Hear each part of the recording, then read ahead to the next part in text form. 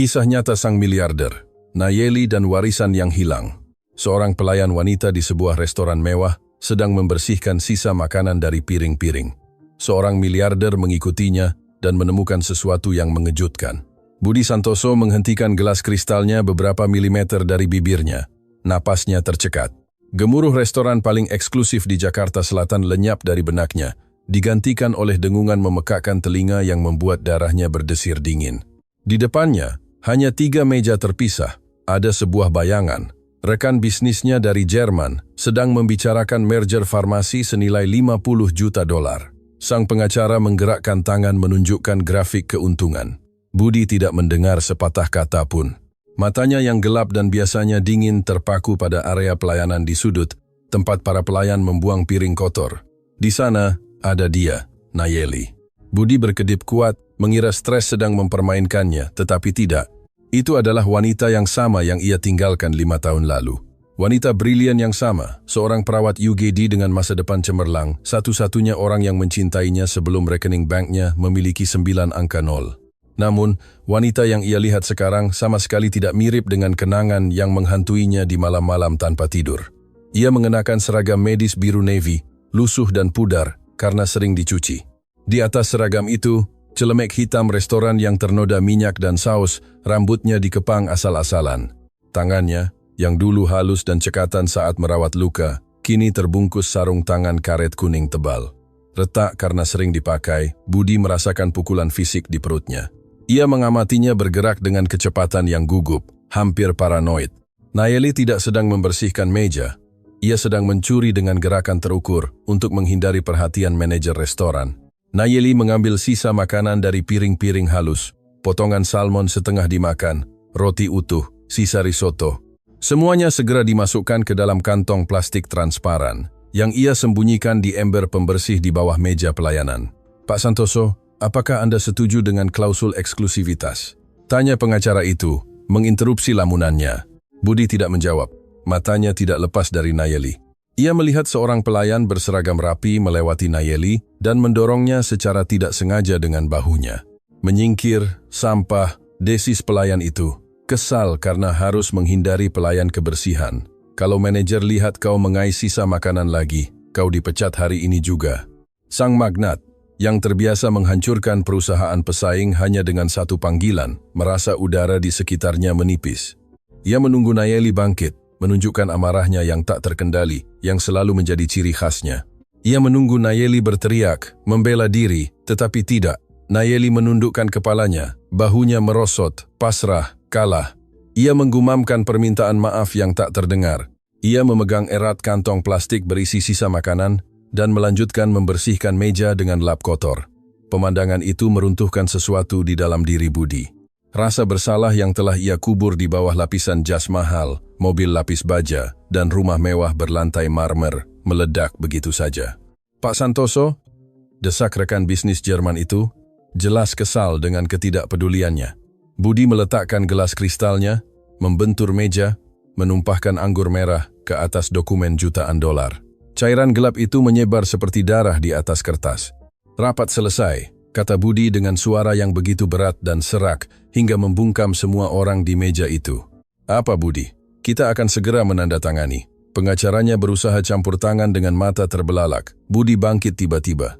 Kursi kayu ek yang berat berdecit keras di lantai marmer, menarik perhatian beberapa tamu elit Jakarta. Ia tidak peduli.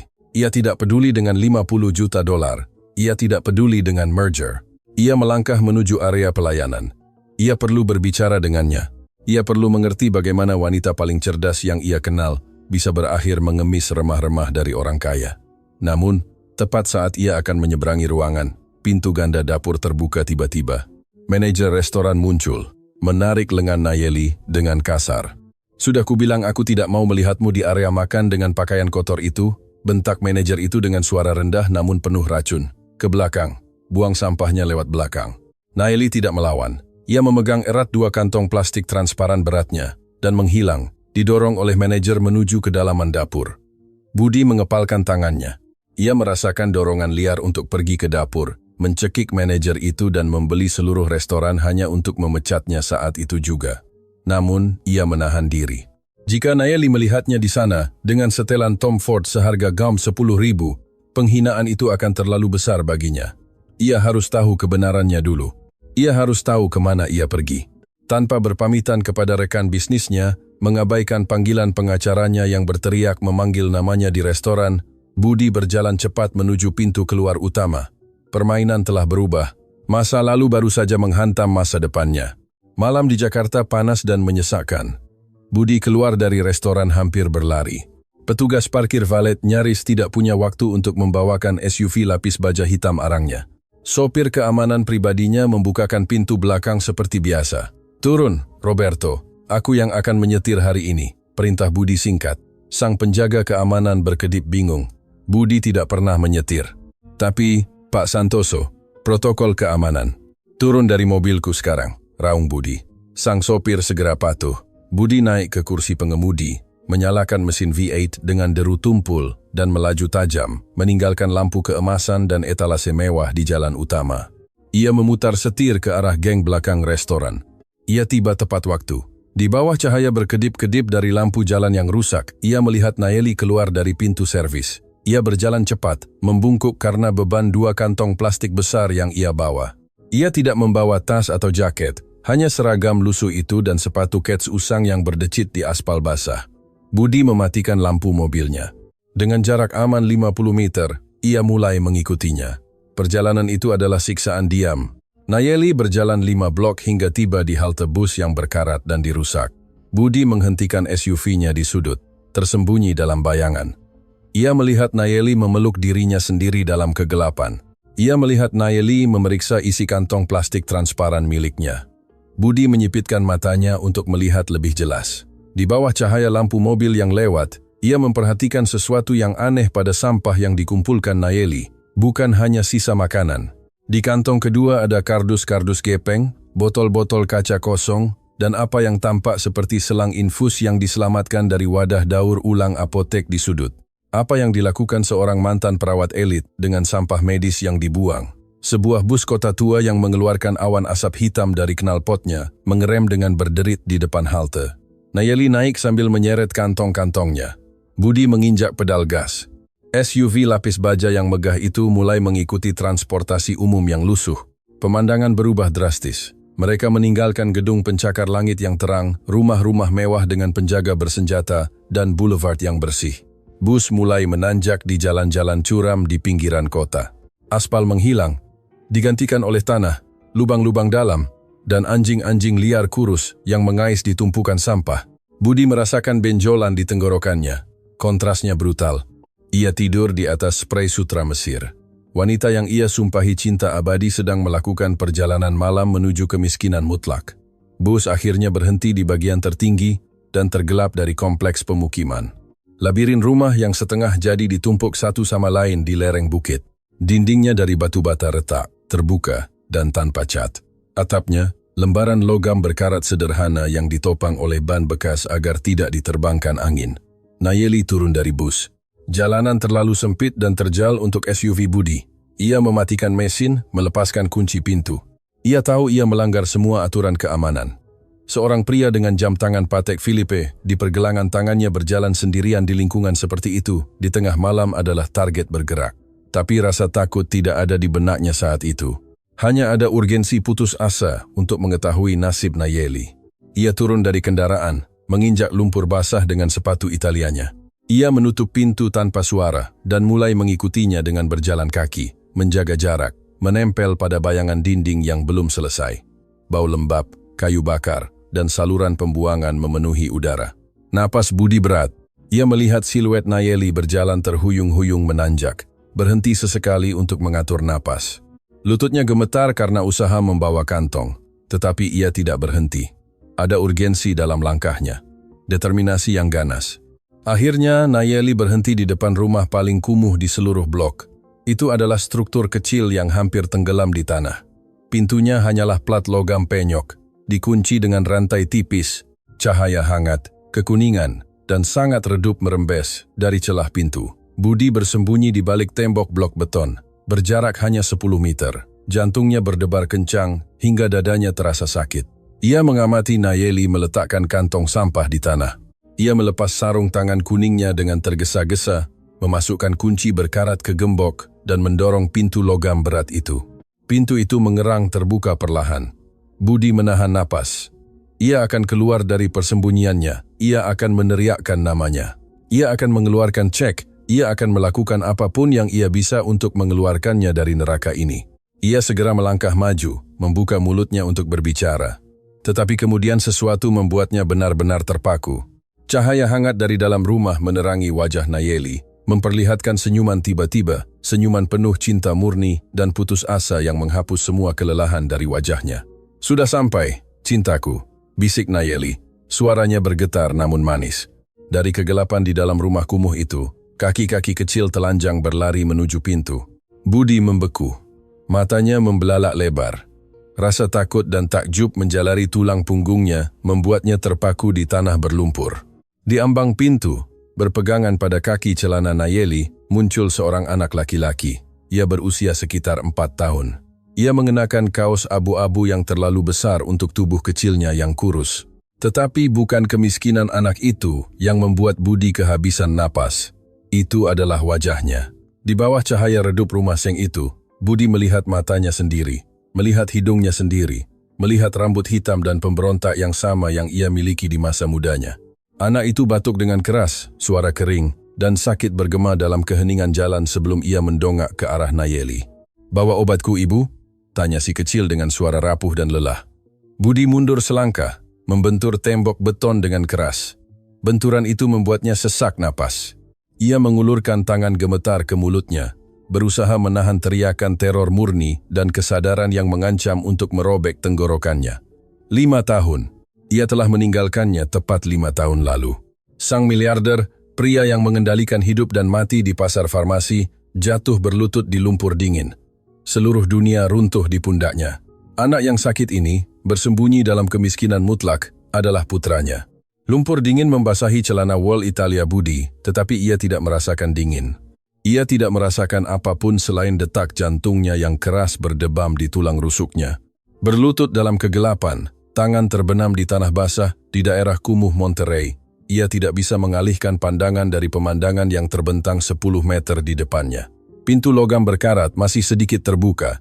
Cahaya kekuningan membatasi siluet wanita yang pernah ia sumpah untuk dilindungi dan anak yang tidak ia ketahui keberadaannya. "Ya, cintaku." "Ibu bawa obatnya," jawab Nayeli dengan suara yang berusaha terdengar kuat, tetapi pecah karena kelelahan. Dante batuk lagi. Itu bukan batuk pilek biasa. Itu suara dalam, basah, dan memilukan yang membuat tubuh kecilnya membungkuk sepenuhnya. Nayeli segera menjatuhkan kantong sampah, berlutut di tanah padat rumahnya, dan memeluk anak itu.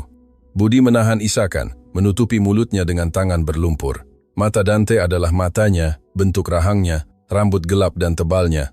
Ia melihat dirinya sendiri di cermin masa lalu, tetapi rapuh, kekurangan gizi, dan mendiami kemiskinan paling mutlak.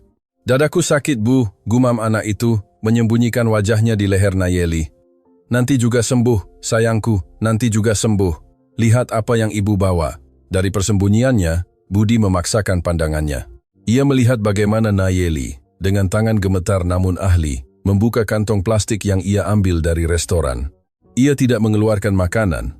Ia mengeluarkan botol kaca kosong dan selang plastik yang ia selamatkan dari wadah apotek.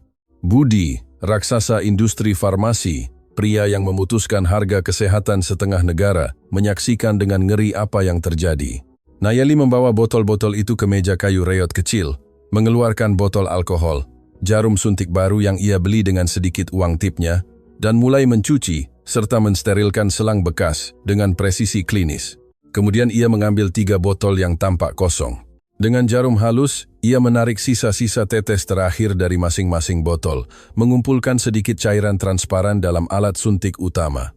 Budi mengenali label botol-botol itu, bahkan dari jarak itu. Itu Pulmocalm V, obat pediatrik generasi terbaru untuk kondisi pernapasan parah, obat yang diproduksi perusahaannya sendiri. Obat yang harganya sendiri ia naikkan 3 kali lipat tahun lalu untuk memaksimalkan margin keuntungan sebelum merger Jerman. Sebuah pengobatan yang berharga lebih dari 50.000 peso sebulan. Nayeli, seorang perawat brilian dengan gelar kehormatan, mempertaruhkan kebebasannya, mengais-ngais sampah biologis untuk mengekstrak sisa-sisa dari ampul yang dibuang oleh orang kaya, hanya untuk menjaga putranya tetap hidup. Putranya Budi, "Sini, duduk di sini, jagoan," katanya, menyiapkan alat nebulizer rumahan darurat yang terhubung ke alat suntik. Anak itu menurut tanpa mengeluh, terbiasa dengan rutinitas. Saat mesin tua mulai berdengung, memompa obat yang diselamatkan ke paru-paru Dante, Nayeli bersandar di dinding bata tanpa cat. Ia menutup mata dan untuk pertama kalinya sepanjang malam, ia membiarkan satu air mata jatuh yang mengalir di pipinya yang kotor. Budi ingin berteriak, ingin bangkit, menendang pintu seng itu, mengeluarkan ceknya dan membeli seluruh rumah sakit malam itu juga. Ia ingin memeluk anak itu dan meminta maaf padanya sampai suaranya hilang. Ia bersandar di tembok beton, siap keluar dari bayangan, tetapi ia berhenti. Apa yang akan ia katakan? "Hai, Nayeli. Maaf telah meninggalkanmu demi pewaris kerajaan 5 tahun lalu ketika kau bilang perlu bicara denganku tentang sesuatu yang mendesak." Ia akan masuk ke rumahnya mengenakan setelan yang harganya lebih dari yang ia hasilkan dalam 5 tahun membersihkan meja. Ia akan lari atau lebih buruk lagi, mengusirnya dengan tendangan. Dan memang pantas, tidak. Budi mundur selangkah ke dalam kegelapan. Pintu logam itu tertutup perlahan dari dalam dengan derit logam, memutus sinar cahaya, dan meninggalkannya sendirian dalam kegelapan dingin dan lembab di jalanan. Ia harus bertindak, tetapi ia harus melakukannya dengan cerdas. Kemiskinan Nayeli tidak masuk akal. Ia adalah perawat terbaik di generasinya.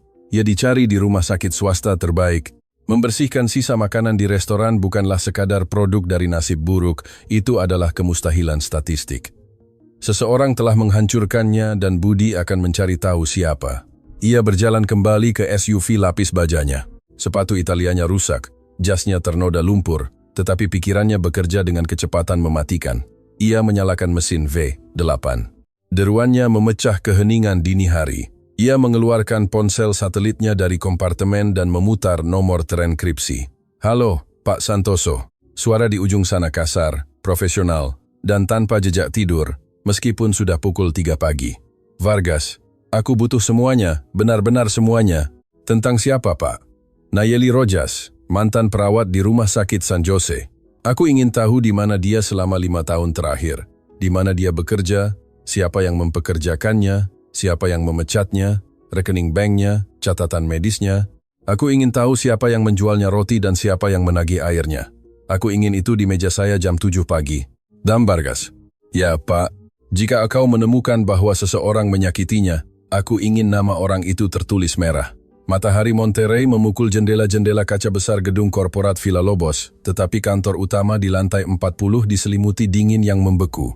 Budi tidak tidur sedetik pun. Ia berdiri di depan jendela, menatap kota di bawahnya, masih mengenakan jas yang sama bernoda lumpur dari malam sebelumnya. Pintu kayu mahoni terbuka di belakangnya tanpa diketuk.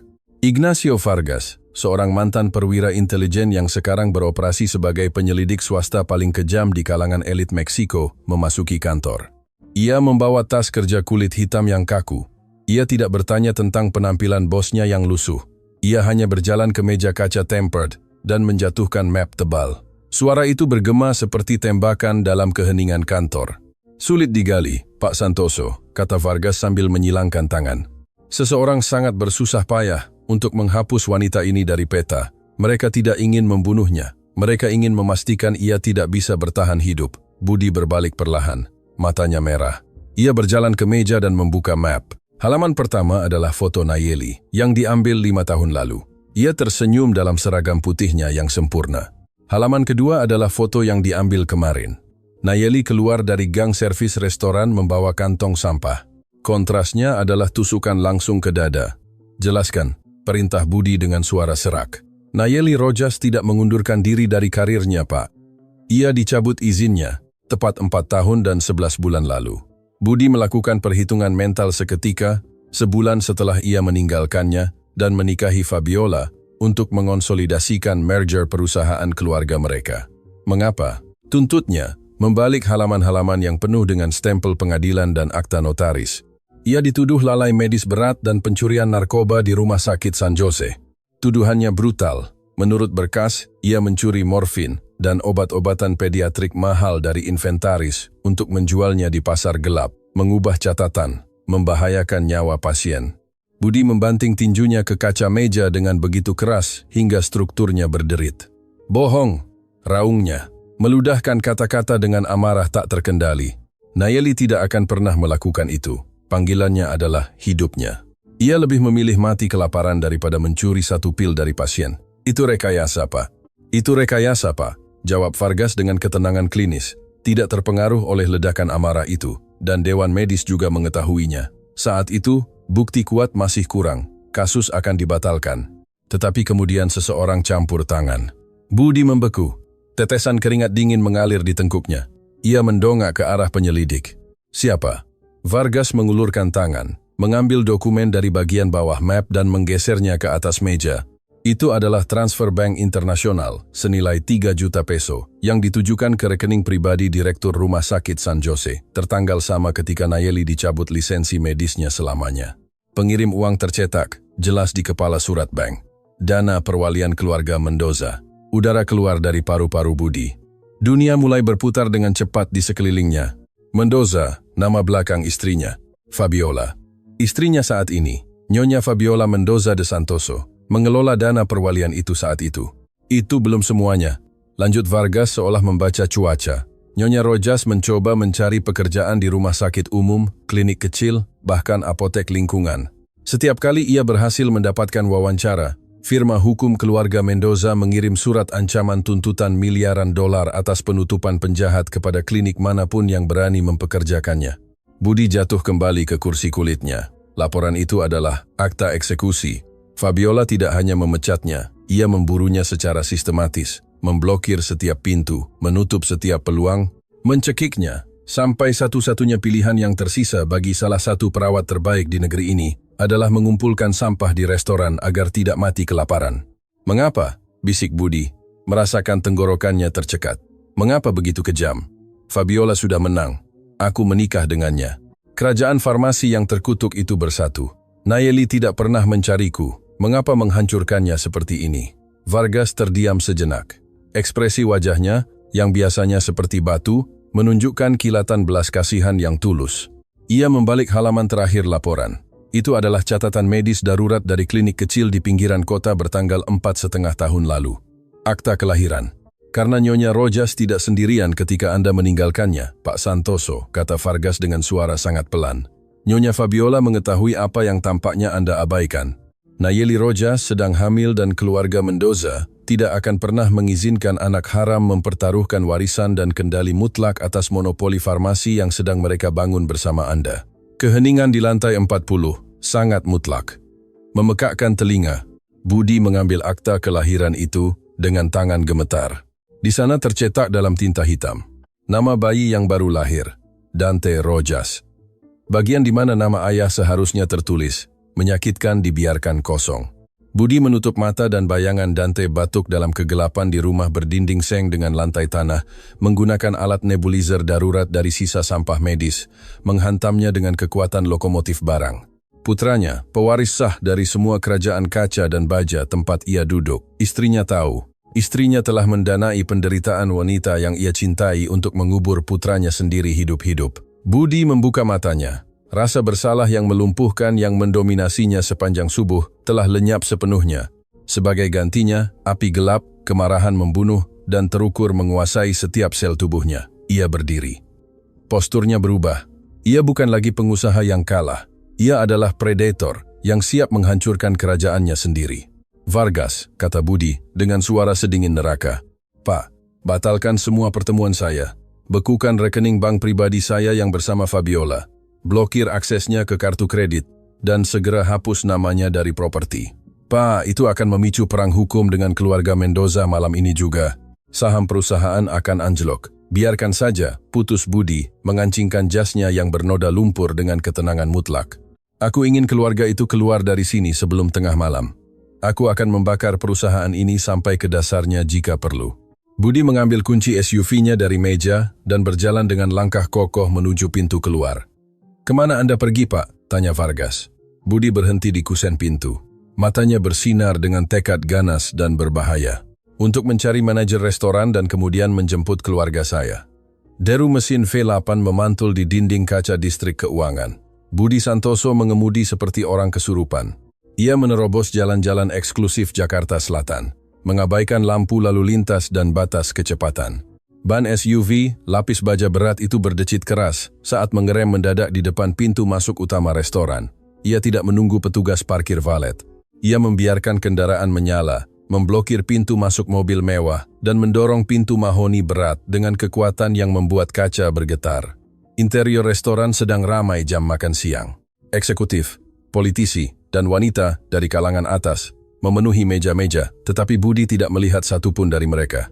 Tatapannya memindai tempat itu seperti predator yang mencari mangsanya, dan kemudian ia mendengarnya. Itu datang dari koridor yang menghubungkan ruang utama dengan dapur. Suara tajam yang syarat dengan penghinaan dan kesombongan. Sudah kubilang meja-meja teras tidak dibersihkan dengan lap ini, bodoh, teriak manajer itu. Seorang pria berjas abu-abu ketat dengan wajah memerah karena marah. Lihat dirimu, kau menjijikkan, bau jalanan. Pelanggan mengeluh tentang penampilanmu. Budi berjalan menuju koridor dengan langkah-langkah lebar dan berat. Darahnya mendidih di nadinya. Saat ia berbelok di tikungan, pemandangan itu menghantamnya seperti balok semen. Nayeli terpojok di dinding baja tahan karat dapur. Ia mengenakan seragam lusuh yang sama, memegang nampan berat berisi piring kotor. Ia menjaga tatapannya tetap tertuju ke lantai, menahan pelecehan dalam keheningan yang memalukan, mengatupkan gigi agar tidak menangis. Manajer itu mengangkat tangannya, menunjuk dengan jari mengancam beberapa sentimeter dari wajah Nayeli. Kalau aku lihat kau menyimpan sepotong roti pun lagi dari sisa makanan, kau keluar. Kau keluar dan aku akan memastikan kau tidak mendapatkan pekerjaan bahkan untuk mencuci toilet di kota ini. Kau dengar, sampah? Tangan Budi melingkari kerah jas manajer sebelum pria itu sempat mengambil napas untuk terus berteriak. Dengan gerakan brutal dan kejam, Budi menarik pria itu ke belakang, menariknya dari ruang pribadi Nayeli, dan menghantamkannya dengan kekuatan menakutkan ke pintu logam kulkas industri. Benturan itu bergema di seluruh dapur. Wajan berhenti mendesis. Para koki membeku di tempat mereka. Manajer itu terengah-engah. Matanya terbelalak karena teror saat mengenali wajah salah satu orang paling berkuasa di negeri ini, yang kini telah berubah menjadi binatang buas yang mengamuk. Pak Santoso, tergagap manajer itu, berusaha sia-sia melepaskan diri dari cengkeraman besi yang mencekik napasnya. Budi tidak berteriak. Suaranya keluar rendah, kasar, bergetar dengan ancaman kematian yang begitu nyata, sehingga udara di dapur menjadi berat. Hina dia lagi. Aku tantang kau. Ucapkan satu kata lagi. Aku hanya. Dia adalah karyawanmu. Budi menyela, mengencangkan cengkeramannya hingga wajah manajer mulai membiru. Aku baru saja membeli seluruh gedung ini, termasuk restoran sialan ini. Kau punya waktu tepat 3 menit untuk pergi dari propertiku sebelum aku menelepon tim keamananku dan menyeretmu keluar melalui gang sampah. Dan percayalah, aku akan memastikan kau tidak akan pernah bisa memimpin, bahkan warung tako pun dalam hidupmu yang menyedihkan. Pergi! Budi melepaskannya dengan dorongan keras. Manajer itu terhuyung, jatuh berlutut, bangkit dengan terhuyung-huyung, dan berlari ke pintu keluar darurat, pucat seperti mayat. Keheningan di dapur mutlak. Tidak ada yang bernapas. Budi berbalik perlahan dengan dada terengah-engah, menunggu tatapan lega dari wanita yang baru saja ia selamatkan. Tetapi Nayeli tidak menatapnya dengan rasa terima kasih. Nampan piring kotor itu jatuh ke lantai, memecahkan porselen menjadi 1000 keping. Nayeli mengamatinya dengan mata terbelalak, tetapi tidak ada keterkejutan di sana, hanya teror murni, primitif, dan visceral. Ia mundur selangkah, menginjak pecahan kaca tanpa peduli.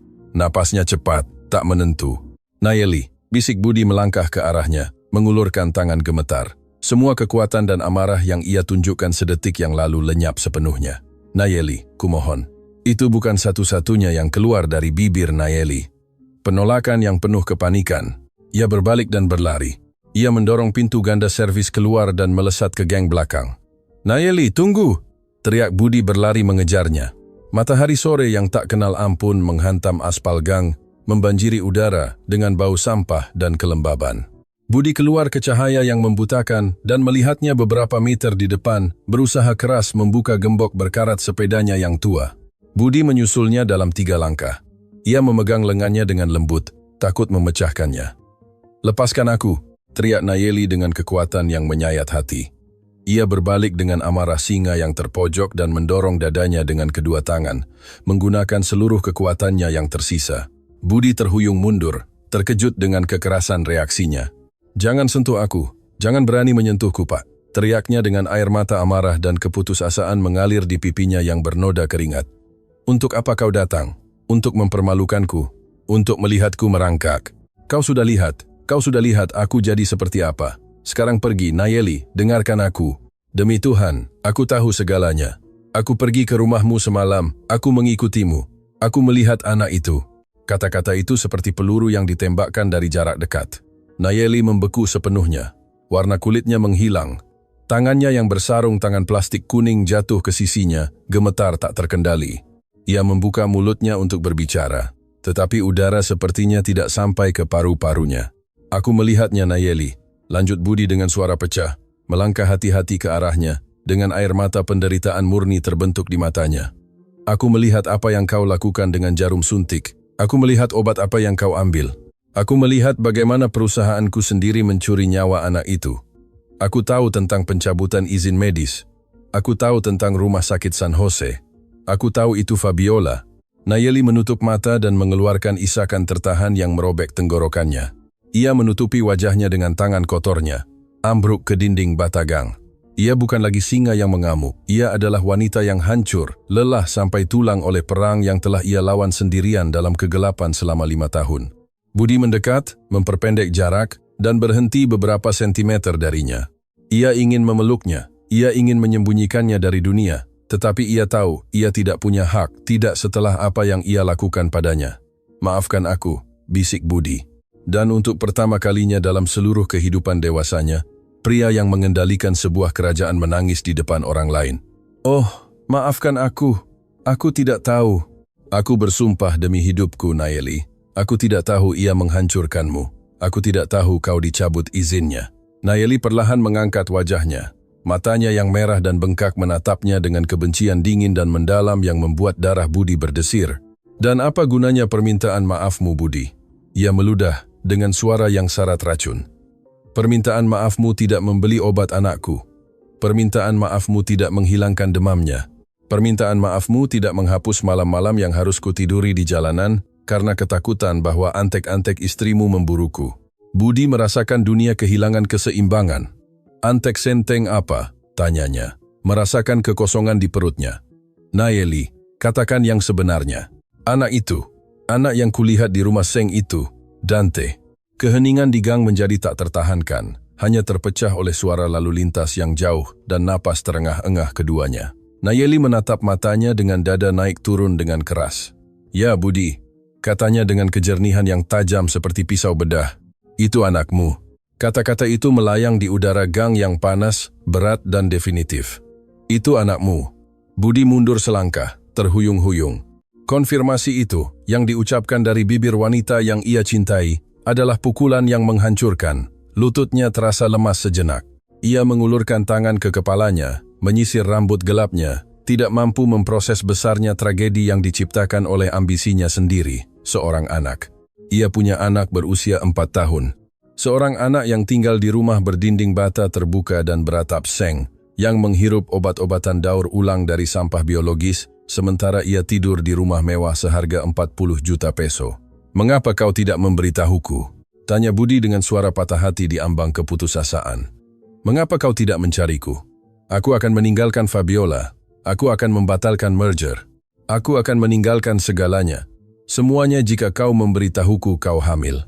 Nayeli tertawa getir, kering dan tanpa jejak humor. "Aku mencoba memberitahumu," jawabnya, menancapkan matanya ke matanya dengan intensitas yang menakutkan. "Ingat hari kau meninggalkanku, Budi? Hari kau menemuiku di kafe mewah itu untuk memberitahuku bahwa romansa kita tidak cocok dengan rencana perusahaan keluargamu. Aku pergi ke pertemuan itu dengan tes kehamilan di tas. Aku akan memberitahumu, tetapi kau tidak membiarkanku bicara. Kau memberiku cek pesangon emosional dan menyuruhku menjauh darimu." Ingatan itu menghantam Budi dengan kekuatan fisik cambuk, kesombongan masa mudanya, ketidakpeduliannya dalam memperlakukannya untuk membuktikan kepada ayahnya bahwa ia bisa menjadi pemimpin yang kejam. Ia membenci dirinya sendiri pada detik itu lebih dari ia pernah membenci siapapun. Tetap saja, aku mencoba mencarimu berminggu-minggu kemudian. Lanjut Nayeli, suaranya bergetar karena amarah yang tertahan. Aku pergi ke kantormu, aku pergi ke korporat kacamu. Penjaganya tidak mengizinkanku masuk dan sore itu juga aku dicegat. Budi mendongak tiba-tiba, teror kembali ke matanya. Siapa yang mencegatmu? Nayeli memeluk dirinya sendiri, seolah panasnya gang yang menyesakkan tiba-tiba berubah menjadi es. Tatapannya hilang ke dinding bata, menghidupkan kembali mimpi buruk yang mendorongnya ke jurang. Sebuah SUV hitam, sama seperti milikmu, tanpa plat nomor. Mereka menghalangi jalanku saat aku selesai shift di rumah sakit San Jose. Dua pria berseragam turun, mereka menyeretku paksa ke belakang. Budi berhenti bernapas. Kepalan tangannya mengencang hingga buku-buku jarinya memutih. Fabiola duduk di dalam, kata Nayeli, dan pengucapan nama itu diludahkan seperti racun. Ia mengenakan gaun desainer yang sempurna, kacamata hitam, dan senyuman yang membuat perutku mual. Ia tahu tentang bayi itu. Ia punya laporan medis pribadi yang tidak pernah kuberikan izinnya, dan ia punya senjata. Jantung Budi berhenti berdetak. Salah satu pria itu memegangi lenganku. Lanjutnya dengan suara yang semakin pelan, terjebak dalam teror ingatan. Fabiola mengeluarkan pistol perak kecil. Ia menempelkannya langsung ke perutku, tepat di tempat anakmu. Anakmu Budi sedang tumbuh. Dan ia menatap mataku tanpa meninggikan suara. Ia memberitahuku bahwa jika aku pernah mencoba menghubungimu, jika aku pernah bernapas di dekat duniamu, atau menyebutkan bahwa anak itu milikmu, ia tidak akan membunuhku. Ia bilang ia akan menunggu sampai anak itu lahir, lalu mencekiknya di depanku, agar aku hidup dengan bayangan itu sepanjang sisa hidupku. Geraman serak, gelap dan primitif keluar dari lubuk dada Budi. Itu bukan manusia, itu adalah suara seorang pria yang jiwanya baru saja dimutilasi. Gambaran mental istrinya, menodongkan senjata ke perut Nayeli yang hamil, membuat darahnya mendidih dengan kebencian mematikan. Fabiola mencabut lisensi medis saya bulan berikutnya. Lanjut Nayeli, dengan air mata yang kini mengalir bebas, tetapi tanpa mengalihkan pandangan. Aku dituduh mencuri. Aku dikeluarkan dari serikat. Ketika aku mencoba mencari pengacara publik, mereka mengancam pemilik kontrakan saya sampai mati dan melemparkan saya ke jalanan. Aku harus tidur di ATM saat hamil 8 bulan. Aku harus menyembunyikan Dante di bawah jembatan saat ia lahir prematur. Semuanya karena pewaris Mendoza tidak ingin anak haram menodai nama perusahaan. Budi jatuh, berlutut di trotoar yang kotor di gang. Ia tidak peduli lagi dengan jasnya, statusnya, harga dirinya yang terkutuk. Ia berpegangan pada kaki Nayeli dan menenggelamkan wajahnya ke kain celana yang usang, menangis dengan kekuatan yang mengguncangnya sepenuhnya. Maaf, rintih Budi yang hancur. Beban keputusannya, keegoisannya, kebutaannya, semuanya menghancurkannya. Nayeli tidak membelainya, tidak membalas pelukannya. Ia tetap kaku, menatap dari atas bahu pria yang dulu adalah cinta dalam hidupnya. Kini direduksi menjadi cangkang yang pecah di tanah gang. Aku menelan harga diriku, Budi, katanya dengan dingin yang mengerikan. Aku membiarkan diriku diinjak-injak. Aku membersihkan meja. Aku mengumpulkan sampah. Aku mengekstrak obat kadaluarsa agar Dante bisa bernapas 1 hari lagi. Aku membuat kesepakatan dengan neraka untuk menjaganya tetap hidup, bersembunyi di perbukitan tempat Fabiola tidak bisa menemukannya. Nayeli melangkah mundur, memaksa Budi melepaskannya. Ia menatapnya dari atas, tanpa ampun. Itulah sebabnya aku memintamu pergi, Budi. Kami tidak membutuhkanmu. Kami tidak pernah membutuhkanmu. Kehadiranmu di sini adalah hukuman mati bagi anakku. Jika Fabiola tahu kau menemukan kami, ia akan menepati janjinya dan aku tidak akan membiarkanmu mengubur anakku di pemakaman marmermu. Nayeli berbalik, mengambil sepeda tuanya dari stang dan mulai berjalan cepat menuju jalan utama, meninggalkannya di belakang. Nayeli, tunggu. Budi bangkit dari tanah, terhuyung-huyung. Matanya tidak lagi berlinang air mata. Kini memiliki kilatan dingin dan mematikan dari seorang pria yang siap membakar seluruh dunia. Aku tidak akan pergi. Itu anakku dan aku bersumpah demi hidup Dante bahwa aku akan menghancurkan Fabiola. Aku akan mencabut keluarga Mendoza sampai ke akar-akarnya. Nayeli berhenti di sudut gang. Ia tidak berbalik, hanya sedikit memutar kepalanya untuk melemparkan kata-kata terakhirnya. Dante tidak punya banyak waktu, Budi. Obat kadaluarsa sudah tidak mempan lagi. Paru-parunya gagal. Simpan balas dendam miliardermu. Aku hanya ingin anakku bernapas. Dan tanpa berkata apa-apa lagi, Nayeli menghilang di tengah lautan pejalan kaki dan lalu lintas kota. meninggalkan Budi sendirian dalam bayangan gang. Sang magnat membeku selama beberapa detik. Keputusasaan berubah menjadi kejernihan yang dingin dan mutlak. Ia mengeluarkan ponsel satelitnya dari saku bagian dalam jasnya yang rusak. Layarnya ternoda air mata dan debu. Ia memutar lagi nomor Vargas, kepala intelijen dan keamanannya. "Vargas," kata Budi, dengan suara yang tidak menyisakan ruang untuk negosiasi. "Siapkan helikopter. Aku ingin tim keamanan medis taktis dalam posisi dan hubungi Dewan Direksi Farmasi Mendoza Villalobos. Katakan pada mereka bahwa Presiden baru saja memanggil rapat darurat malam ini di Mansion." "Apa agenda rapatnya, Pak?" tanya Vargas, menangkap ketegangan mematikan dalam suara bosnya. Budi menatap ujung gang tempat Nayeli menghilang. Perang total. Pintu besi Tempa Mansion Villalobo terbuka tanpa suara. SUV lapis baja melaju kencang, menghancurkan kerikil putih jalan utama dan mengerem beberapa sentimeter dari air mancur marmer Italia. Budi turun dari kendaraan sebelum mesin benar-benar mati. Ia mengabaikan penjaga keamanan bersenjata yang menatapnya dengan bingung. Jasnya, sebuah mahakarya penjahit Eropa, masih bernoda lumpur dari daerah kumuh dan debu gang. Sepatu kulitnya meninggalkan jejak kotor di lantai granit lobi yang bersih. Ia berjalan langsung ke ruang utama. Fabiola Mendoza sedang duduk di sofa bludru putih. Ia mengenakan gaun sutra zamrud, memegang segelas sampanye sebening kristal sambil meninjau katalog lelang seni di tabletnya. Cahaya dari lampu kristal menerangi wajahnya yang terpahat sempurna, dingin, dan tak tergoyahkan. Mendengar langkah kaki berat, ia mendongak. Ekspresi jijiknya seketika. "Budi, demi Tuhan, kau merusak karpet Persia," kata Fabiola dengan suara seret dan monoton, tanpa melepaskan gelasnya. "Kemana saja kau? Kau bau jalanan. Katakan pada para pelayan untuk segera membersihkannya. Kita punya makan malam dengan duta besar dalam 2 jam. Budi tidak berhenti. Ia berjalan ke meja kopi kaca tempered dan melemparkan map hitam tebal yang diberikan penyelidiknya. Benturan itu membuat gelas Fabiola meloncat, menumpahkan sampahnya ke atas meja. "Makan malam dibatalkan," kata Budi. Suaranya adalah bisikan serak, tanpa emosi manusia. Itu adalah suara Algojo. Fabiola melihat map itu, lalu ke Budi. Ia menghela napas kesal dan meletakkan tabletnya di samping. "Ada drama apa ini, Budi? Jika ini tentang merger dengan orang Jerman, aku sudah bicara dengan ayahku dan kita sepakat bahwa kepresidenan akan dibagi. Kau tidak akan merajuk jam segini." Budi membungkuk di atas meja, menopang kedua kepalan tangannya yang bernoda lumpur di atas kaca, mendekatkan wajahnya ke wajah Fabiola. "Buka mapnya, Fabiola." Nada suara suaminya berbeda. Itu bukan stres korporat. Ada kegelapan mematikan di matanya yang belum pernah dilihat Fabiola. Dengan gerakan elegan dan lambat, ia membuka sampul karton hitam. Foto akta kelahiran Dante tepat di atasnya, dan di sampingnya salinan transfer bank dari dana perwalian pribadinya ke Direktur Rumah Sakit San Jose. Keheningan di ruangan monumental itu mutlak.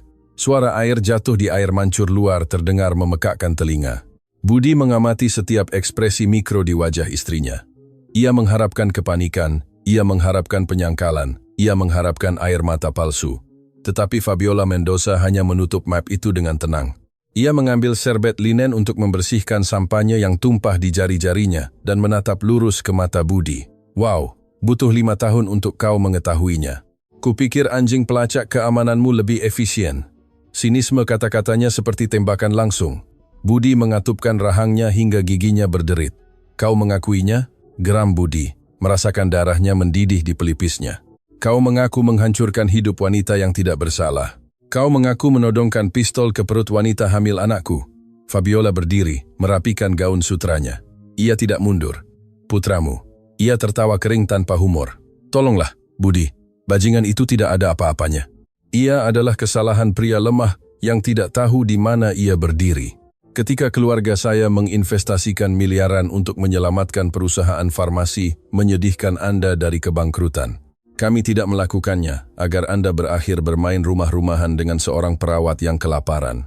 Itu darahku," raung Budi, membanting meja kaca itu dengan sangat keras hingga retakan muncul di tengahnya. Fabiola tidak berkedip. Ia adalah parasit. Ia meludah, matanya berkilauan dengan superioritas, kekurangan, ancaman langsung terhadap saham perusahaan.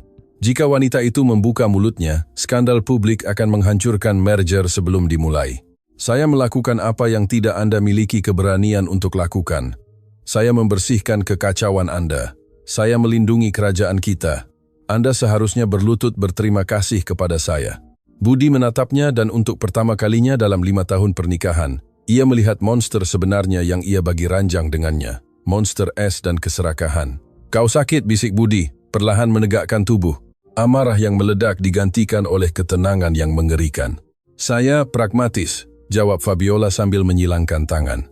"Dan jika Anda pikir sandiwara ini akan mengubah sesuatu, Anda sangat keliru. Anak itu masih bersembunyi di lubang kemiskinannya.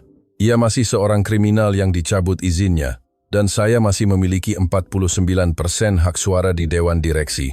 Jika Anda mencoba bercerai, jika Anda mencoba mengakui sampah itu sebagai putra Anda, saya akan menghancurkan saham perusahaan besok.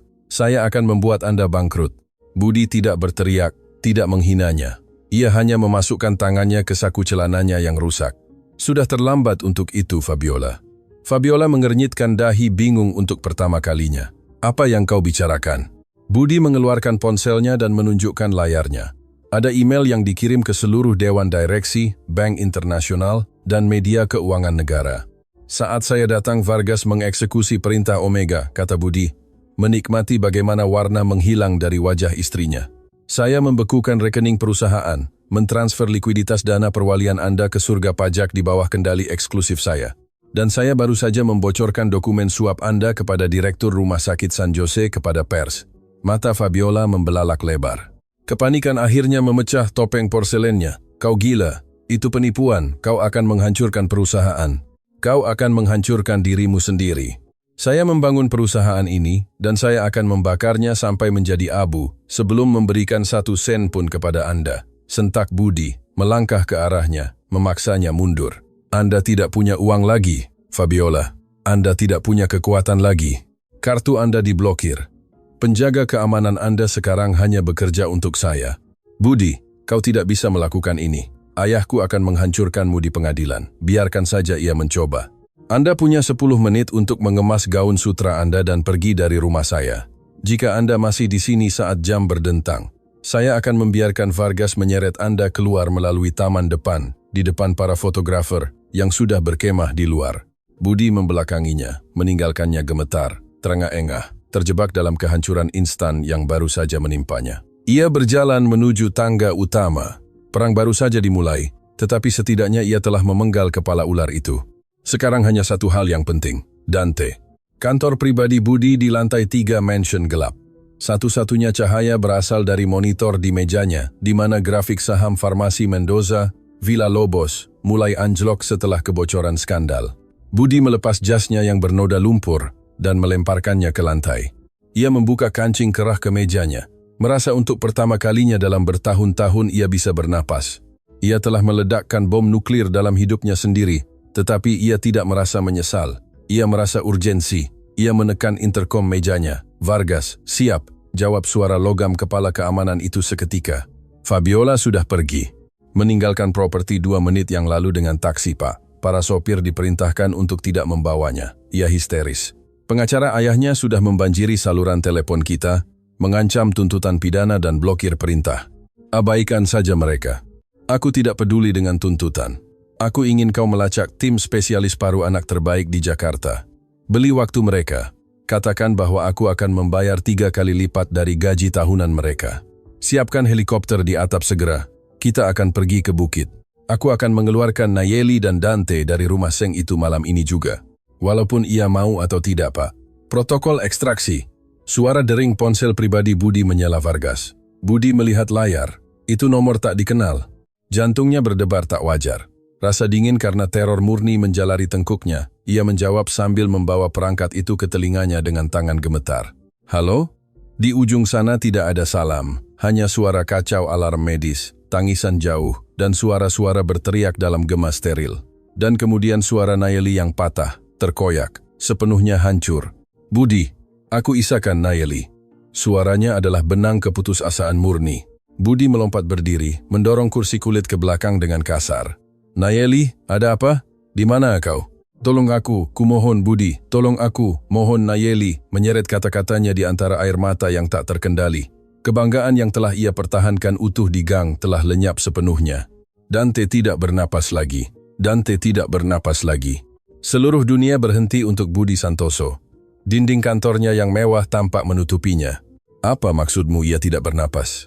Bicara yang jelas, Nayeli. Kau di mana sebenarnya? Di rumah sakit umum yang di pusat kota, terengah-engah Nayeli nyaris tidak bisa membentuk kalimat. Obatnya, sampah yang kudaur ulang terkontaminasi. Budi mengalami reaksi alergi masif. Paru-parunya kolaps. Ia sekarat di tanganku, Budi. Anakku sekarat. Jangan biarkan ia mati, Pak. Raung Budi, merasakan jantungnya tercabut dari dadanya. Ia berlari menuju pintu kantor. Aku sedang dalam perjalanan. Katakan pada dokter untuk menahannya. Aku akan memindahkannya ke klinik pribadi saya sekarang juga. Tidak ada waktu untuk pemindahan, teriak Nayeli. Suaranya tercekat oleh kepanikan. Ia sudah diintubasi, tetapi ventilator rumah sakit tidak berfungsi dengan baik. Ia membutuhkan pulmokalm B, intravena murni, dosis kejut sekarang atau otaknya akan berhenti menerima oksigen dalam 15 menit. Mereka tidak punya obat itu di sini. Terlalu mahal untuk rumah sakit umum. Budi membeku di koridor rumahnya. Pulmokalm. Obatnya sendiri, yang ia sendiri perintahkan untuk diproduksi dan dinaikkan harganya. Putranya sekarat karena sesak napas, karena rumah sakit orang miskin tidak mampu membayar biaya yang ditetapkan oleh ayah dari makhluk itu. Ironinya adalah siksaan fisik, sadis, dan mematikan. Dengarkan aku, Nayeli. Lihat mataku dalam pikiranmu. Dante tidak akan mati hari ini. Kau dengar aku? Aku akan ke sana dengan ampul terkutuk itu. Katakan pada dokter untuk menahannya hidup-hidup dengan pijat jantung jika perlu. Aku akan tiba sebelum 15 menit. Budi memutus sambungan tanpa menunggu jawaban. Ia berlari di koridor marmer rumahnya seperti orang gila, melompati tangga 3 kali lipat menuju atap. Ia menekan interkom di jam tangannya. Vargas, terhubung, Pak. Jawab suara logam kepala keamanan itu seketika. Fabiola sudah pergi. Meninggalkan properti 2 menit yang lalu dengan taksi, Pak. Para sopir diperintahkan untuk tidak membawanya. Ia histeris. Pengacara ayahnya sudah membanjiri saluran telepon kita, mengancam tuntutan pidana dan blokir perintah. Abaikan saja mereka. Aku tidak peduli dengan tuntutan. Aku ingin kau melacak tim spesialis paru anak terbaik di Jakarta. Beli waktu mereka. Katakan bahwa aku akan membayar 3 kali lipat dari gaji tahunan mereka. Siapkan helikopter di atap segera. Kita akan pergi ke bukit. Ya, Pak. Siap. Tapi ruang udara. Ruang udara. Hubungi laboratorium pusat perusahaan di Taman Industri. Perintahkan untuk menurunkan 3 kotak pulmo IV murni ke helipad. Kita akan mendarat, mengambil vial, dan terbang langsung ke atap rumah sakit umum pusat. Ada keheningan 2 detik di saluran telepon. Keheningan yang bagi Budi terasa seperti keabadian mematikan. Pak, kita punya masalah besar, jawab Vargas. Suara mantan perwira itu, yang selalu tenang, kini terdengar tegang dan mendesak. Tidak ada masalah hari ini, Vargas. Anak saya sekarat. Perintahkan laboratorium untuk mengeluarkan obat ke jalan. Saya tidak bisa, Pak. Dan Anda juga tidak. Budi mendorong pintu baja berat yang mengarah ke atap. Apa yang kau katakan, Vargas? Saya adalah presiden perusahaan ini. Tidak lagi, Pak, jawab Vargas di atas kebisingan turbin. Pengacara keluarga Mendoza bertindak lebih cepat dari yang kita duga. Mereka baru saja mengajukan perintah pembatasan federal. Karena Anda membekukan aset bersama tanpa perintah pengadilan, Fabiola meyakinkan seorang hakim jaga bahwa Anda mengalami episode ketidakstabilan mental dan mencoba menyabotase merger. Jantung Budi berdebar begitu keras hingga mengancam untuk mematahkan tulang rusuknya. Apa artinya itu dalam bahasa sederhana, Vargas? Bicara. Artinya hakim telah membekukan semua kredensial akses Anda. Pak, pintu laboratorium pusat baru saja diblokir secara elektronik. Penjaga Taman Industri memiliki perintah federal untuk tidak membiarkan Anda masuk, tidak saya, atau helikopter. Inventaris khusus, termasuk pulmo, berada di bawah kunci hukum. Jika kita mendarat di sana dan mencoba mengeluarkan 1 ampul pun, penjaga memiliki perintah untuk melepaskan tembakan. Budi menatap helikopter hitam mengkilap yang menunggunya. Uangnya, kekuatannya, koneksinya, semuanya telah lenyap di udara pada saat yang sama ketika nyawa putranya bergantung padanya. Fabiola telah menjebaknya dengan sempurna. Ia tidak hanya akan menghancurkannya secara finansial, ia akan membiarkan putranya mati lemas, sementara ia menyaksikan dari luar laboratoriumnya sendiri. Jam terus berdetak. 13 menit. Budi mengatupkan giginya, merasakan rasa logam darah di mulutnya. Katakan pada pilot untuk lepas landas, Vargas. Pak, saya peringatkan, jika kita mendarat di laboratorium, kita akan ditangkap sebelum kita bisa menyentuh brankas. Kita tidak perlu izin, Vargas, geram Budi. Berjalan menuju helikopter di bawah badai angin dengan tatapan seorang pria yang tidak punya apa-apa lagi untuk hilang. Kita butuh kekuatan api. Katakan pada tim taktis Anda untuk memuat senjata. Kita akan menyerbu perusahaan kita sendiri. Helikopter bermesin ganda itu membela langit malam Monterey seperti pisau hitam. Di bawah, lampu kota kabur menjadi lautan neon dan bayangan, tetapi Budi Santoso tidak melihat keluar jendela. Matanya terpaku pada kronograf jam tangannya. 9 menit. Itu adalah waktu yang tepat sebelum otak Dante mengalami kerusakan permanen karena kekurangan oksigen, atau lebih buruk lagi, kematian klinis. 9 menit sialan. Lebih cepat, raung Budi melalui earpiece komunikasinya, suaranya bersaing dengan suara deru turbin yang memekakkan telinga. Peras mesinnya, aku tidak peduli jika engkau membakarnya. Kita di batasnya, Pak. Jawab pilot berkeringat dingin saat ia memanipulasi pesawat berat itu, menghindari gedung pencakar langit. Saya melihat taman industri, tetapi lampu helipad laboratorium pusat menyala merah. Mereka telah mengaktifkan protokol eksklusi udara. Melalui kaca depan kokpit, Budi melihat kompleks kaca dan baja hitam yang mengesankan yang menampung jantung kerajaan farmasinya. Alarm strobo berkedip-kedip dengan ganas di atap. Dan lebih buruk lagi, di bawah lampu darurat, skuadron keamanan taktis telah ditempatkan dalam formasi tempur di sekitar landasan pacu. Mereka mengenakan rompi anti peluru, helm balistik, dan senapan serbu diarahkan langsung ke langit. Orang-orangnya sendiri, yang dibeli dan dikendalikan sekarang oleh perintah Federal Fabiola. Mendarat, perintah Budi, melepaskan sabuk pengamannya. Ada izin untuk menembak jika kita menyentuh landasan. Teriak pilot ketakutan. Vargas, duduk di depan Budi di kokpit belakang, mengokang senapan mesin ringkasnya dengan bunyi klik logam yang mematikan. Keempat anak buah elitnya melakukan hal yang sama dalam sinkronisasi yang sempurna. Mendaratkan benda ini sekarang atau aku akan menembakmu sendiri, sentak Vargas dengan ketenangan yang mengerikan. Pilot menelan ludah, membuat putaran tajam, dan menjatuhkan helikopter dalam penurunan curam. Kaki pendarat menghantam beton atap dengan kekerasan yang mengguncang seluruh struktur.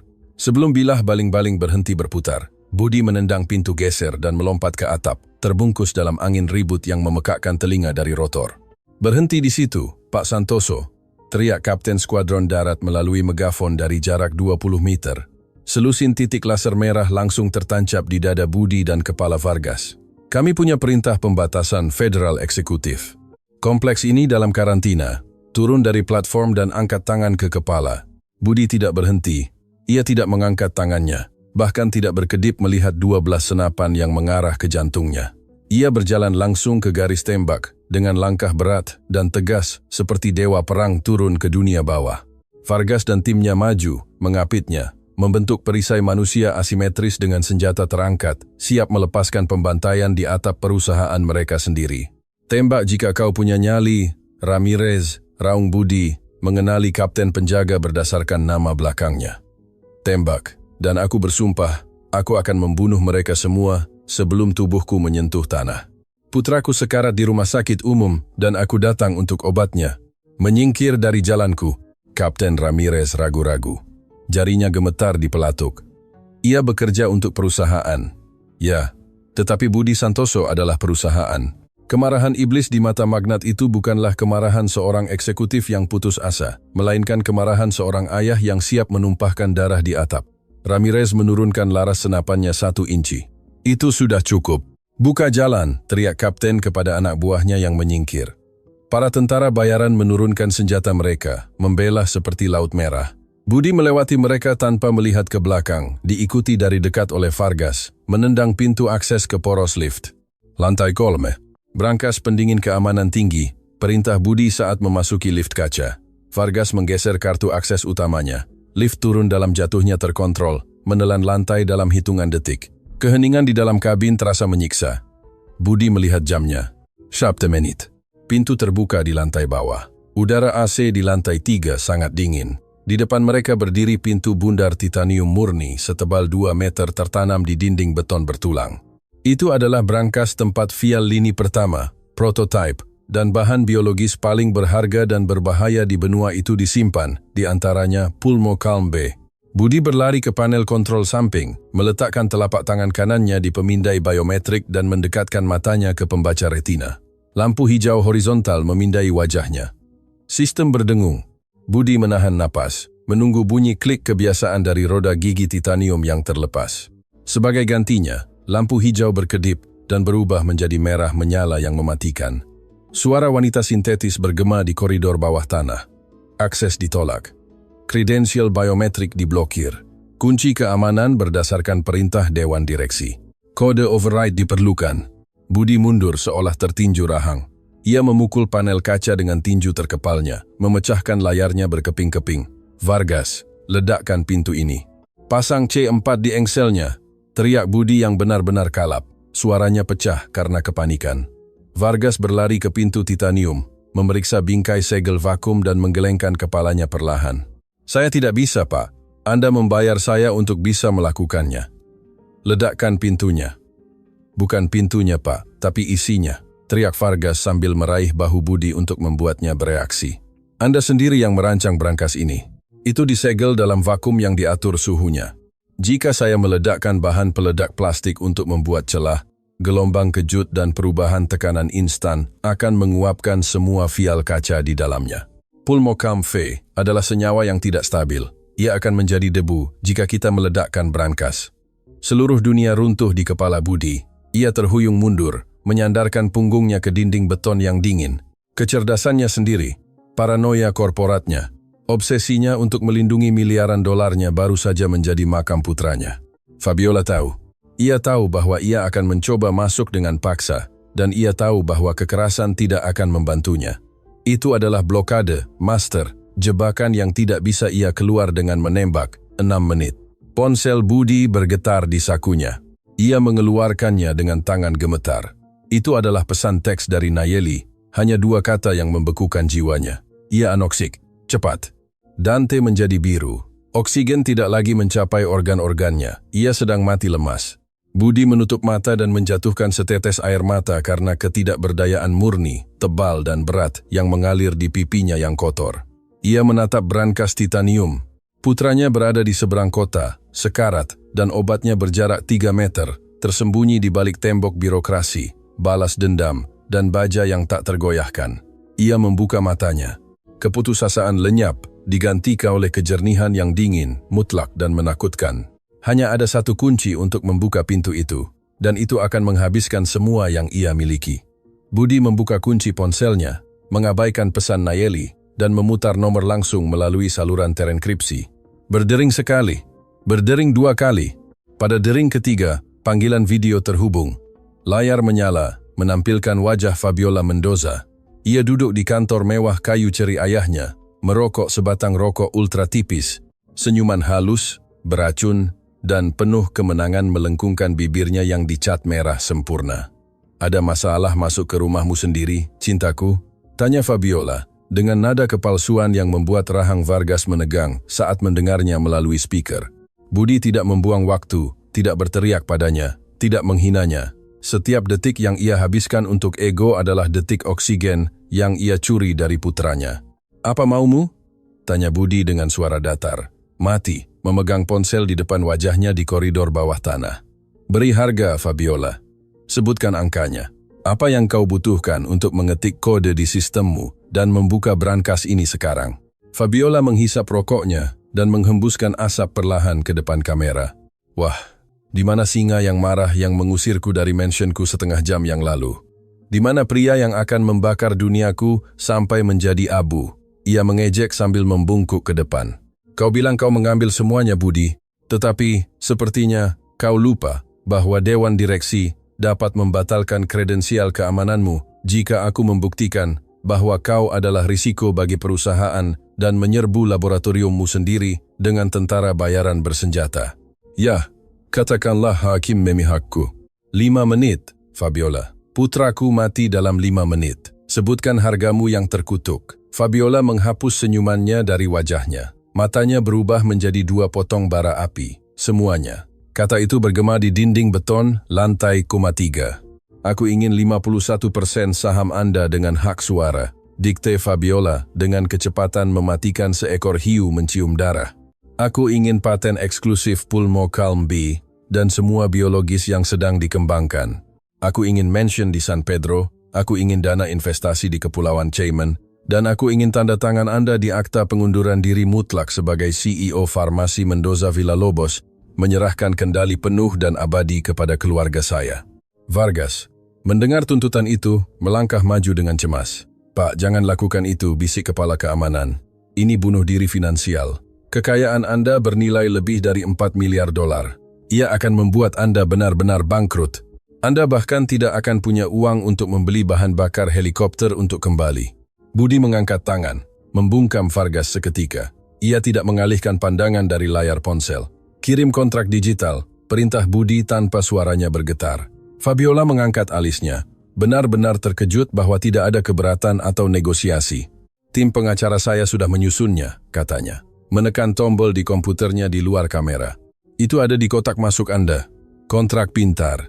Segera setelah sistem memvalidasi tanda tangan biometrik Anda, saham akan ditransfer dan kode brankas akan otomatis dilepaskan. Ponsel Budi mengeluarkan bunyi bip tajam. Ia membuka email itu. Di sana ada ratusan halaman jargon hukum yang dirancang untuk merampas setiap sen yang telah ia peroleh, curi, atau bangun dalam 20 tahun terakhir. Seluruh hidupnya, statusnya, kerajaannya, kekuatannya atas hidup dan mati direduksi menjadi dokumen PDF. Ia menopang ibu jarinya di pemindai ponsel.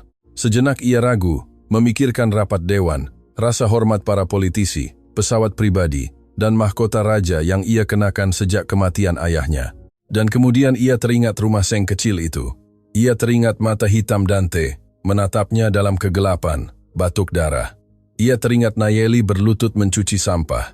Budi menekan ibu jarinya ke layar, memvalidasi tanda tangan. Transfer selesai. Suara notifikasi di komputer Fabiola terdengar di panggilan. Budi baru saja memberikan 4 miliar dolar dalam 3 detik. Ia baru saja menghancurkan dirinya sendiri. Senang berbisnis dengan Anda, Budi, kata Fabiola. Matanya berkilauan karena keserakahan dan memutus sambungan.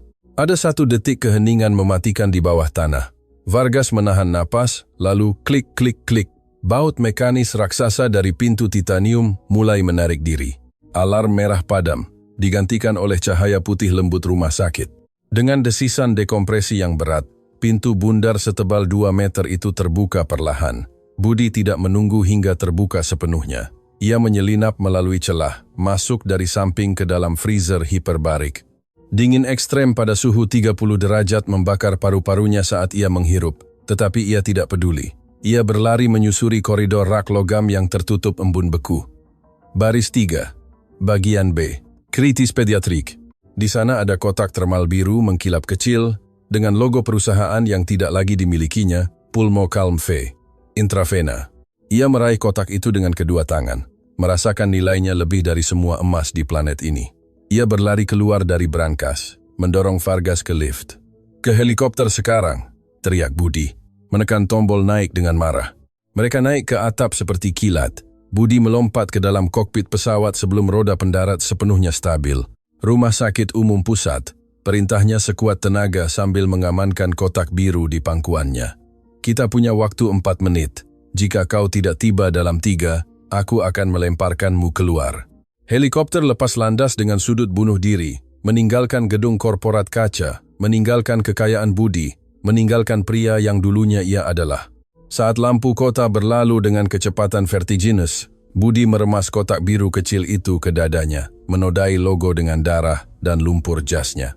Ia telah kalah dalam perang korporat, ia telah kehilangan tahtanya. Tetapi untuk pertama kalinya dalam seluruh keberadaannya yang menyedihkan dan kosong, Budi Santoso merasa seperti seorang raja. Bertahanlah Dante, bisiknya pada kehampaan, menatap jurang gelap langit di atas Monterey. Ayah sedang dalam perjalanan. Rumah Sakit Umum Pusat muncul di cakrawala seperti blok beton abu-abu, jelek dan rusak, diterangi oleh lampu neon berkedip-kedip yang menjeritkan kemiskinan dan pengabaian. Jam Budi menunjukkan tepat 2 menit dan 40 detik. Tidak ada helipad, Pak, teriak pilot melalui intercom dengan teror, mengubah wajahnya saat helikopter turun curam ke jaringan kota pusat Monterey yang padat. Atapnya penuh antena dan kabel tegangan tinggi. Kita tidak bisa mendarat di sana. Budi mengintip keluar jendela yang terbuka. Angin topan menghantam wajahnya, mengancam untuk merobek kotak termal biru dari tangannya. Di bawah, jalan utama, di depan pintu masuk gawat darurat, dipadati lalu lintas malam, ambulans tua, dan kios makanan jalanan. Mendarat di jalan, raung Budi, melepaskan sabuk pengamannya. Turunkan di tengah jalan. Ada mobil? Tidak, Pak. Kita akan menyebabkan pembantaian. Vargas, teriak Budi, berbalik ke arah kepala keamanannya. Ignacio Vargas tidak bertanya. Ia mengintip keluar dari pintu samping helikopter, mengangkat senapan serbunya dan membidik ke aspal. Ia melepaskan rentetan 3 tembakan ke udara, diikuti oleh lolongan sirene darurat pesawat yang memekakkan telinga, kepanikan meletus di jalan. Pengemudi, ketakutan oleh suara tembakan dan monster hitam seberat 5 ton yang jatuh dari langit, menginjak pedal gas, atau meninggalkan kendaraan mereka. Kerumunan yang menunggu di luar ruang gawat darurat bubar sambil berteriak. Helikopter turun seperti elang, menghancurkan kabel listrik jalan dengan bilah baling-balingnya. Hujan percikan listrik menyelimuti aspal. Roda pendarat pesawat menghantam keras atap mobil van yang ditinggalkan di tengah jalan, menghancurkannya sepenuhnya untuk menstabilkan diri. Sebelum logam selesai mengerang, Budi melompat ke jalan. Ia mengabaikan rasa sakit yang menusuk di lututnya akibat benturan. Ia mengabaikan teriakan orang-orang. Ia memeluk kotak termal biru ke dadanya yang bernoda darah dan lumpur, dan berlari menuju pintu kaca ruang gawat darurat dengan kecepatan seorang pria yang melarikan diri dari neraka itu sendiri. Vargas mengikutinya 3 langkah di belakang, mendorong melewati petugas dan pasien. "Nai!" teriak Budi saat menerobos masuk ke ruang tunggu yang penuh sesak, di mana bau klorin murah dan keringat memenuhi udara yang padat. Tidak ada yang memperhatikannya. Kekacauan rumah sakit umum di dini hari menelannya. Ia berlari ke meja resepsionis, melompati beberapa kursi plastik yang rusak. Seorang penjaga keamanan pribadi mencoba menghentikannya. "Hei, Anda tidak bisa lewat A." Vargas memegang penjaga itu dari rompinya dan membenturkannya ke dinding tanpa menghentikan langkahnya, membiarkan jalan terbuka. Budi menendang pintu 2 daun di zona trauma. Koridor itu penuh dengan berangkar berdarah dan dokter yang berlarian, dan kemudian ia melihatnya. Nayeli berlutut di lantai ubin yang kotor di luar bilik nomor 3. Ia menutupi wajahnya dengan tangan, bergoyang maju mundur, mengeluarkan tangisan yang begitu primitif, begitu tajam merobek jiwa, sehingga membekukan darah di pembuluh darah Budi. Itu adalah suara seorang ibu yang jiwanya baru saja dicabut dari tubuhnya. "Tidak, tidak Dante, kumohon tidak!" teriaknya memukul-mukul lantai dengan kepalan tangan. Jantung Budi berhenti berdetak. Jam menunjukkan 0. Ia menjatuhkan berat badannya ke pintu kaca bilik dan masuk seperti badai. Pemandangan di dalam adalah mimpi buruk medis absolut. Dante terbaring di berangkar baja berkarat. Kulit kecilnya, yang dulunya memiliki warna koklat Budi, kini berwarna biru keabu-abuan pucat. Bibirnya ungu. Sebuah tabung plastik kaku turun di tenggorokannya, terhubung ke ventilator manual yang dipompa dengan panik oleh seorang residen muda dengan tangan gemetar. Monitor tanda vital tidak mengeluarkan bunyi bip ritmis. Itu mengeluarkan nada panjang, kontinu, dan memekakkan telinga, garis datar. Seorang dokter senior, bermandikan keringat, menarik tangannya dari dada kecil Dante dan melihat jam dinding. Waktu kematian. 03:14 pagi. Tidak. Raungan Budi mengguncang fondasi rumah sakit. Ia menerjang ke arah berangkar, mendorong kepala dokter dengan begitu keras hingga ia menabrak rak obat, menjatuhkan puluhan botol kaca ke lantai. Budi membanting kotak termal biru itu ke nampan logam, membukanya dengan tangan yang gemetar begitu hebat hingga ia terluka oleh pengaman termal. Ia merobek vial kaca transparan yang berisi Pulmocalm V dan jarum suntik militer tebal. "Menyingkir Pak," teriak kepala perawat itu, mencoba meraih lengan Budi. "Panggil keamanan. Pasien mengalami henti jantung. Anda tidak bisa menyuntiknya dengan apapun." Vargas masuk ke bilik pada milidetik itu, mengeluarkan senjata dinasnya dan membidik langit-langit. "Tidak ada yang menyentuh pria ini," perintah Vargas dengan suara yang membungkam kepanikan. Jika ia bilang selamatkan anak itu atau rumah sakit ini akan menjadi tempat pembantaian, Budi tidak mendengar ancaman kepala keamanannya. Ia tidak mendengar teriakan Nayeli dari koridor. Penglihatannya menyempit menjadi penglihatan terowongan. Ia mengambil jarum suntik, menusukkan jarum ke membran karet vial, dan mengekstrak 10 ml senyawa kristal. Tangannya, yang telah menandatangani merger senilai 50 juta dolar tanpa bergetar, kini tidak mampu menemukan jalur intravena di lengan putranya. Budi, suara Nayeli serak dan patah terdengar di belakangnya. Ia telah masuk ke bilik. Ia melihat vial dengan logo perusahaan. Ia melihat darah Budi menodai kaca. Ia melihat garis datar di monitor. Naluri keibuan dan ketepatan perawat terbaik Rumah Sakit San Jose terbangun seketika di bawah teror. Nayeli mendekat, mendorong tangan Budi dengan lembut ke samping dan mengambil jarum suntik. Ia tidak ragu. Ia menyuntikkan jarum langsung ke port intravena sentral yang tergantung di leher Dante dan mendorong embolus sampai habis. Cairan penyelamat menghilang ke dalam aliran darah anak itu. Pijat jantung. Perintah Nayeli dengan ketenangan robotik menatap dokter residen yang masih terpaku. Lakukan pijat jantung sialan sekarang agar darah mengedarkan obatnya. Dokter muda itu bereaksi, menempatkan 2 jari di dada Dante dan mulai menekan 1, 2, 3, 4 kali. Budi mundur selangkah, bersandar di dinding dingin, merasakan kakinya sendiri tidak lagi bisa menopangnya. Ia tidak bisa bernapas. Setiap detik adalah siksaan yang tak berujung. Ia melihat garis hijau datar di layar monitor, berdoa kepada dewa yang telah ia berhenti percayai sejak lama, 10 detik. Tidak ada. 15 detik. Dante masih biru. 20 detik. Keheningan henti jantung mendominasi ruangan. Budi menutup mata, bersiap untuk kegelapan total. Bersiap untuk hukuman ilahi atas kesombongannya, atas Fabiola, atas 5 tahun pengabaian. Ia telah kehilangan kerajaannya untuk apa-apa.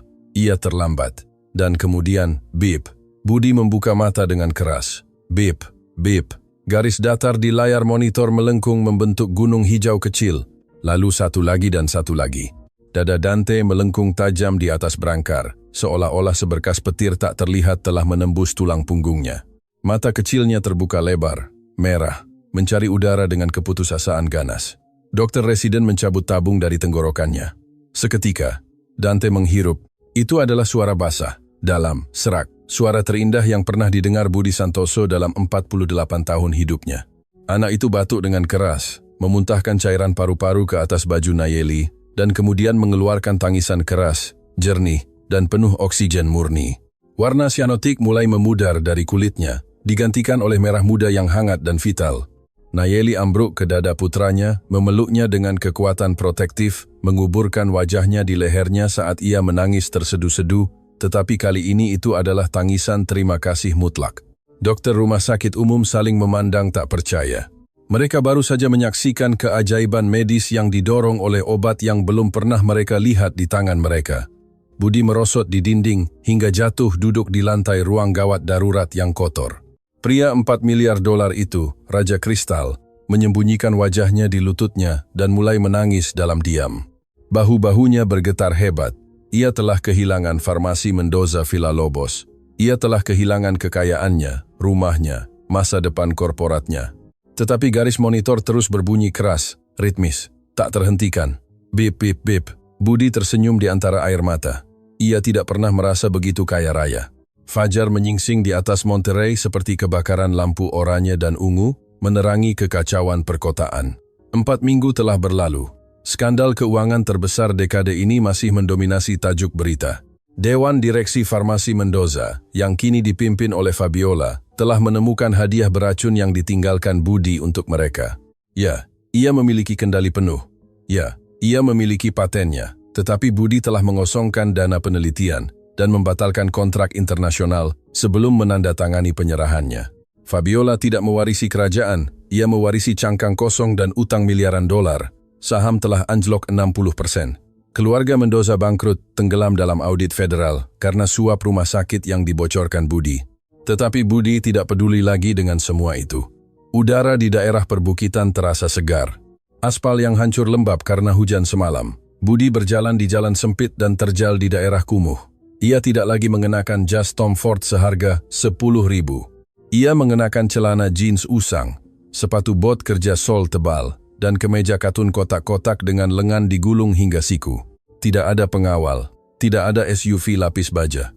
Ia membawa kantong belanja plastik berisi buah segar, daging, dan roti panas di satu tangan. Di tangan lainnya ia memegang kotak kayu kecil berisi set balok bangunan. Ia berhenti di depan rumah di lereng bukit, tembok bata terbuka yang sama, atap seng yang sama, tetapi sekarang pintu logam berkarat itu tidak terkunci, terbuka lebar, membiarkan cahaya pagi yang bersih masuk. Budi mengintip. Di dalam, meja reot kecil itu ditutupi taplak meja bersih. Nayeli berdiri membelakangi pintu, menggoreng telur di kompor 2 tungku. Ia mengenakan pakaian sipil sederhana. Rambutnya tergerai jatuh di bahunya. Ia tidak lagi mengenakan seragam lusuh, atau sarung tangan kuning, atau beban teror yang menekan punggungnya. Di kaki meja, duduk di tanah yang bersih, ada Dante. Anak itu telah mendapatkan kembali berat badannya. Matanya yang gelap dan berkilau, pantulan hidup ayahnya, terkonsentrasi bermain dengan kereta plastik yang salah satu rodanya hilang. Napasnya dalam, hening, dan sempurna. Budi mengetuk kusen pintu logam dengan buku jarinya dengan lembut. Nayeli berbalik. Saat melihatnya berdiri di ambang pintu tanpa topeng miliardernya, senyuman kecil dan malu-malu muncul di wajahnya. Kemarahan, kebencian, dan kebencian telah mulai sembuh. Ia telah menyerahkan seluruh dunianya demi nyawa putranya, dan Nayeli tahu itu. Luka-luka itu akan memakan waktu, mungkin bertahun-tahun, tetapi tembok es telah pecah. Dante mendongak saat mendengar suara itu. Mata besarnya terpaku pada pria tinggi di pintu. Ia melepaskan mobil plastik, berdiri dengan cepat, dan berlari menuju pintu masuk dengan langkah-langkah kecilnya yang tergesa-gesa. Budi segera melepaskan kantong makanan, menjatuhkannya ke tanah. Ia berlutut, membuka lengannya tepat waktu. Benturan tubuh kecil Dante ke dadanya adalah kekuatan terbesar dan paling menghancurkan yang pernah dirasakan Budi di alam semesta. Anak itu melingkarkan lengan kurusnya di leher ayahnya, menguburkan wajahnya di bahu Budi, bernapas dengan kekuatan badai hidup. Budi menutup mata dan menguburkan wajahnya di rambut gelap Dante.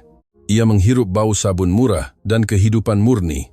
Ia memeluknya erat-erat ke dadanya dengan kekuatan protektif dan tak tergoyahkan. Air mata kembali mengalir, tetapi kali ini itu adalah air mata pria yang bebas.